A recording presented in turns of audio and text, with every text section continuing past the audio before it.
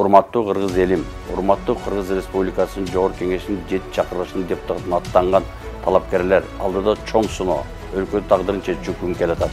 Андыктан өлкөбүздө тынчтыкты камсыздоо үчүн коомдук саясий туруктуулук бекемдөөгө тырышып, алдыдагы шайлоону таза, адилеттүү жана ачык айкын өткөрүшүбүз керек.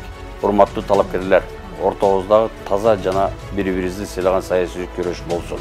Жеңгенди да, жеңилгенди да билели. Алдыдагы тандоо элибиздин колунда. Азыркы бийлик бизге таза шайлоо өткөрүүгө болгон шарттарды түзүүгө аракет кылып жатат. Андыктан мыйзамга баш ийип, ынтымакта иш алып баралы. Эң негизгиси мамлекетибизде тынчтык жана элибизде бакубат жашоо болсун. Урматтуу шайлоочулар, татыктуу талапкерлер шайланып келсин десеңиздер, акчага алданып, добуш сатуудан алыс болуңуздар. Сиздердин тандооңуздар мамлекетибиздин, жаш муунун келечеги чечет.